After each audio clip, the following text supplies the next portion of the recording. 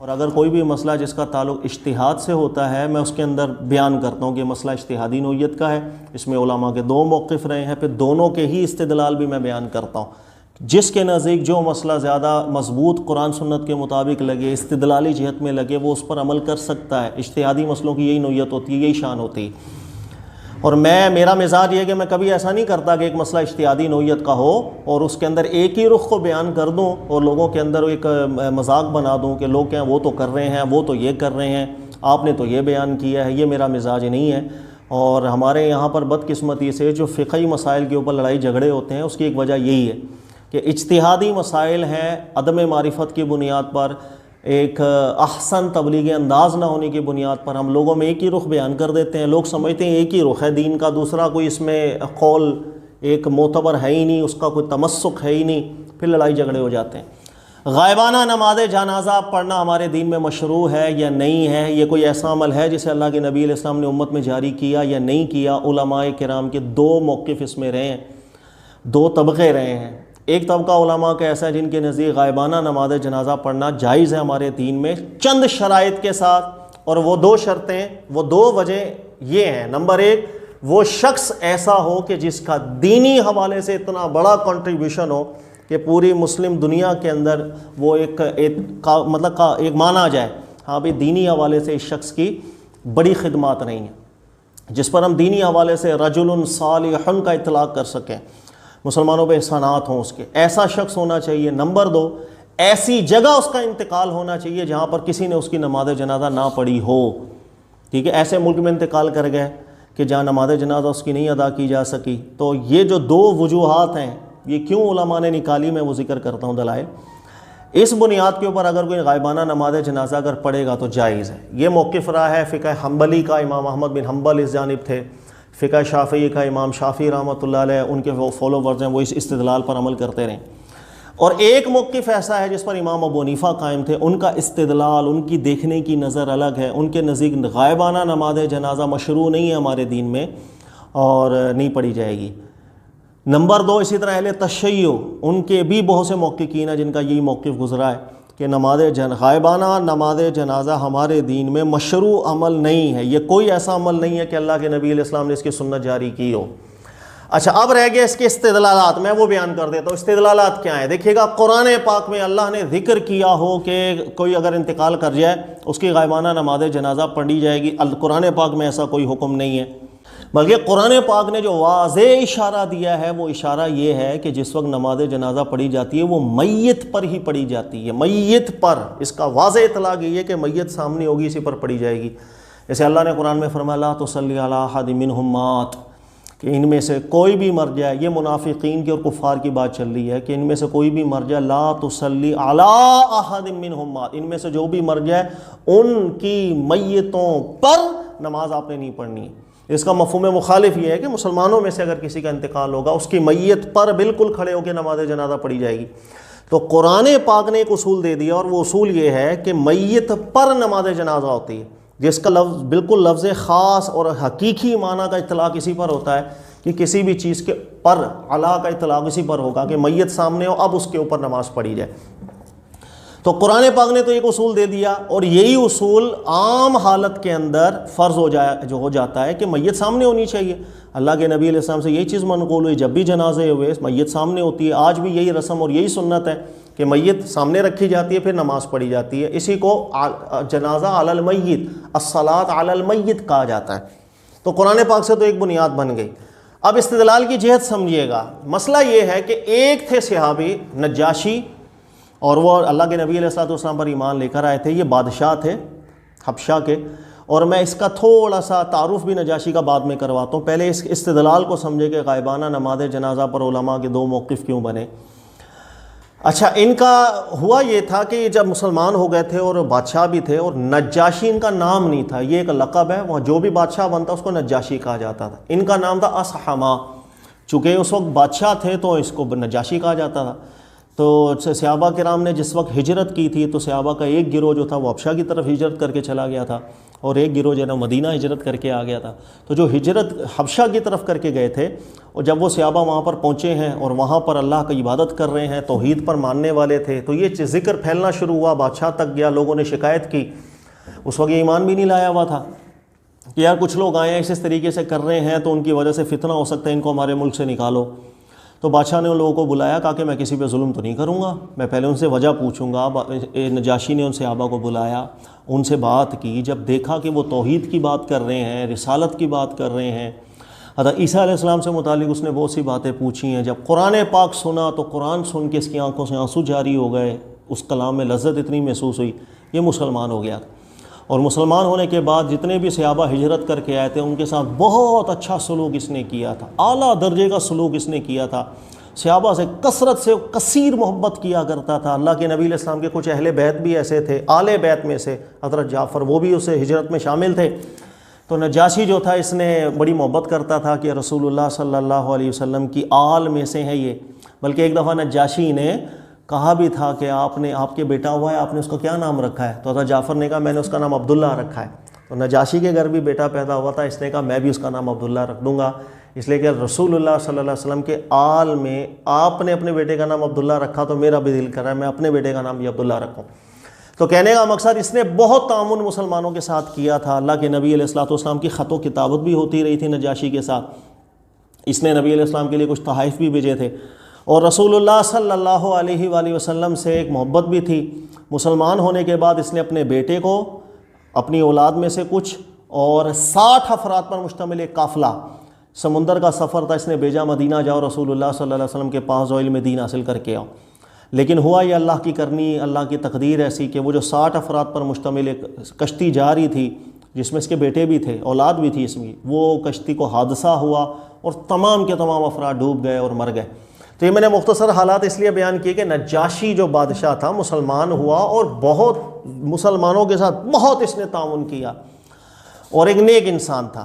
ہوا یہ کہ رسول اللہ صلی اللہ علیہ وسلم مدینہ میں تشریف فرما تھے، نبی علیہ الصلوۃ والسلام کو جب یہ خبر ملی کہ نجاشی انتقال کر گیا، اور اس وقت نجاشی مسلمان ہوا تھا لیکن اس کی قوم والوں میں سے کوئی اور مسلمان نہیں ہوا تھا، اور جو مسلمان تھے وہ واپسی وہاں سے مدینہ بھی آنے لگ گئے تھے۔ تو وہاں پر کوئی ایسا نہیں تھا جو اس کا نماز جنازہ پڑھائے، بلکہ ان کے لوگوں نے اپنی ہی رسومات سے اس کا تدفین وغیرہ کر دی جو تھا ان کا عمل۔ جب اللہ کے نبی علیہ الصلوۃ والسلام کو یہ چیز معلوم ہوئی، اب اللہ کے نبی صلی اللہ علیہ وسلم نے خبر دی صحابہ کرام کو کہ اب حدیث کے لفظ سنیے گا، نبی علیہ السلام نے فرمایا کہ نجاشی رجل صالح، وہ ایک نیک آدمی ہے، انتقال کر گیا۔ اور پھر ایک روایت کے اندر لفظ ہے کہ اللہ کے نبی علیہ الصلوۃ والسلام نے فرمایا کہ یہ جو نیک شخص انتقال کیا فی غیر بلادکم، وہ مسلمانوں کے ممالک میں بھی نہیں، غیر بلاد کے اندر انتقال کر گیا۔ پھر نبی علیہ السلام نے فرمایا فصلوا علی اخیکم، چلو اپنے بھائی کے لیے نماز پڑھو۔ نبی علیہ السلام صحابہ کو لے کر جنازہ گاہ تشریف لے گئے، وہاں صفیں بنائی گئیں۔ یہ امام بخاری بھی لائے ہیں اس روایت کو، امام مسلم بھی لائے ہیں، ترمذی بھی لائے ہیں، نسائی بھی، سب کتابوں میں صحیح سند کے ساتھ آئی یہ بات۔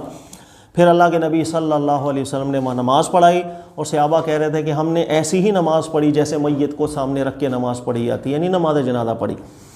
یہ جو حدیث آ گئی ہے، اس حدیث کے اندر دیکھیے گا، چونکہ میں نے ابھی آپ کو بتایا قرآن نے ایک اصل بیان کی ہے۔ قرآن کہتا ہے لا تصلی علی احد منہم مات، کہ کسی میت پر نماز پڑھنے کے لیے اللہ کا اطلاق کر رہا ہے کہ جو حقیقی معنوں میں کہتا ہے میت سامنے ہو، اس پر نماز پڑھی جائے۔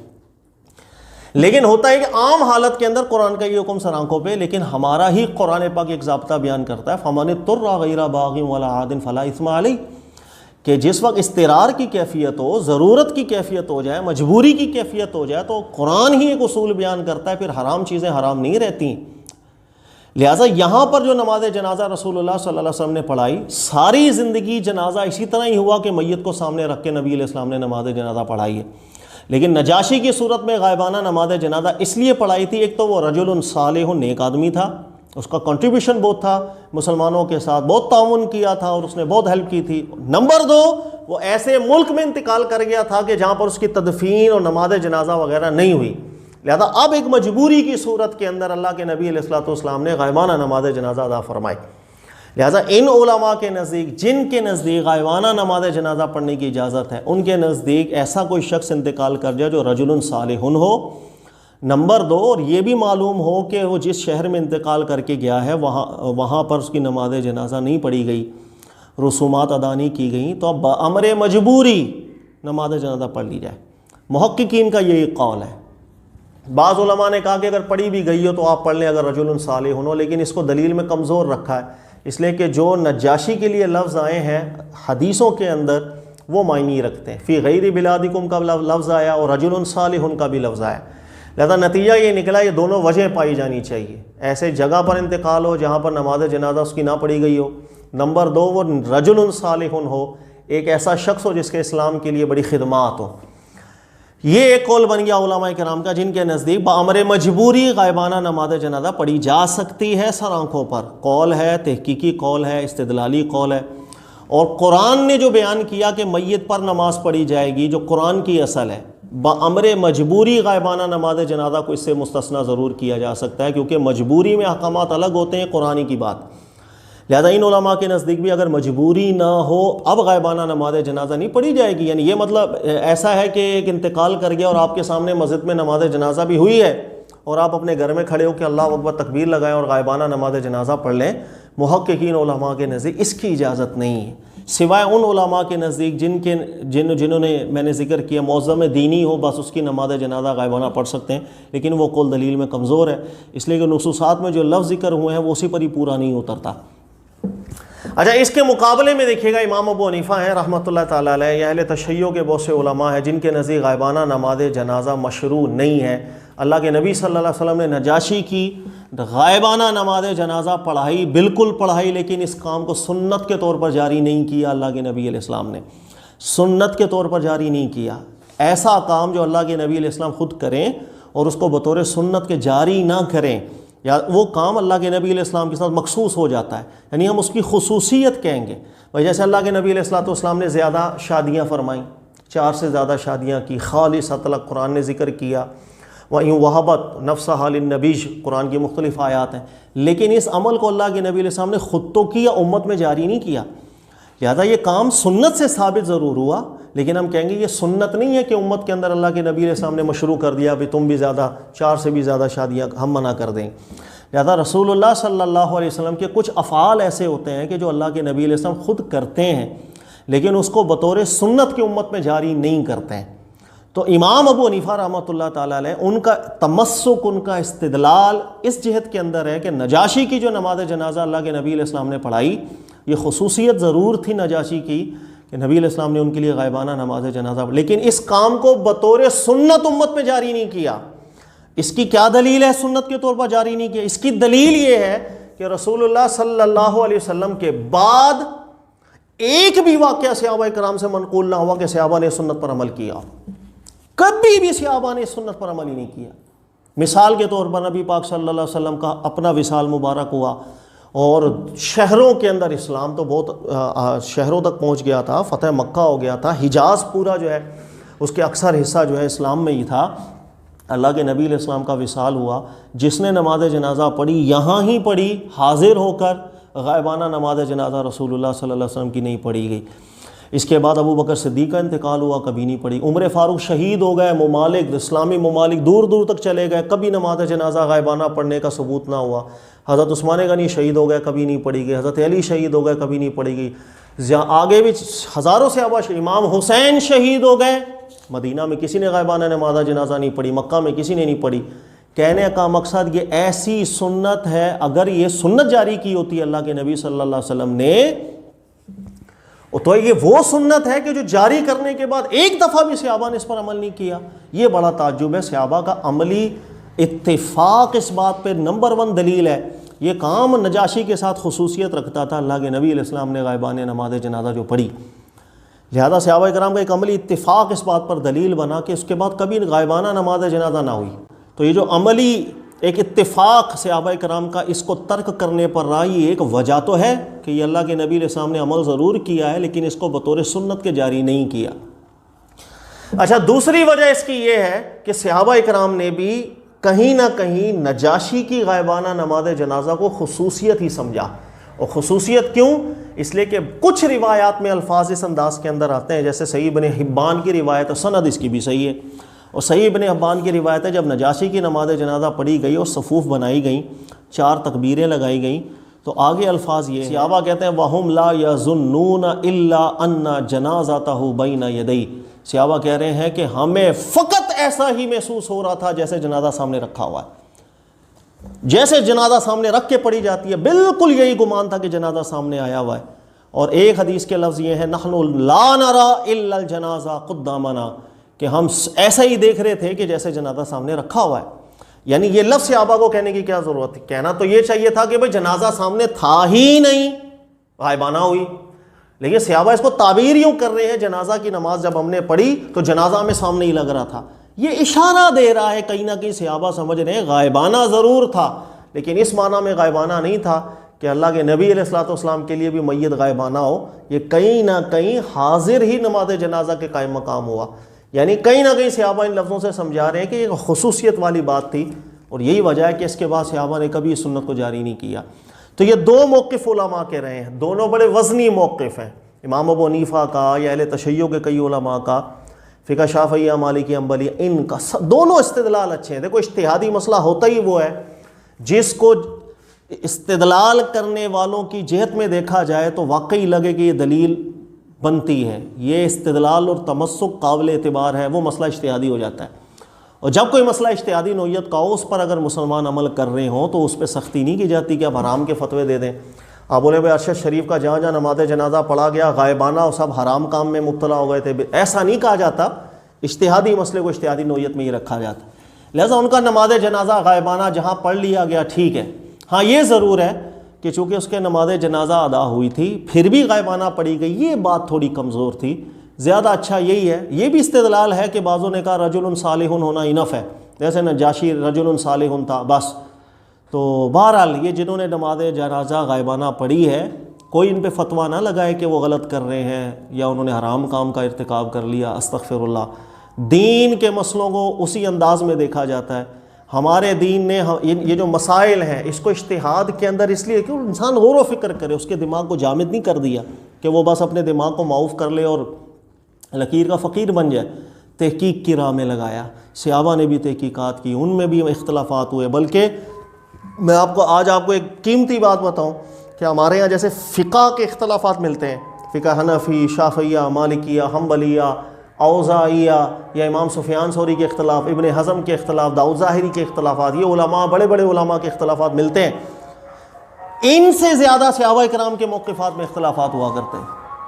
ہاں اگر آپ صحابہ کرام کے آثار کا مطالعہ کریں تو وضو سے لے کے غسل، نماز جنازہ، فلاں جو چپٹر اٹھا کے دیکھ لیں صحابہ میں زیادہ اختلافات ہوا کرتے تھے، اس لیے کہ اللہ کے نبی علیہ الصلوۃ والسلام نے تحقیق کے راہ کے اندر لگا۔ یہ اختلاف وہ نہیں ہوتا کہ جو لڑائی جھگڑے کا سبب بنے، علمی اختلاف انسان کو ہمیشہ آگے لے کے جاتا ہے۔ علمی اختلافات اور تحقیقات ہوتی ہیں تو انسان علمی ترقی کرتا ہے، اگر علمی تحقیقاتی اختلافات ہو ہی نہ انسان کبھی ترقی نہیں کر سکتا۔ تو یہ کہ حکمت ہے، ذہن میں رکھیے گا۔ لہذا غائبانہ نماز جنازہ کی بحث تھی جو میں نے آپ سے ذکر کر دی، اللہ تعالیٰ سمجھنے کی توفیق دے۔ جزاک اللہ خیرہ۔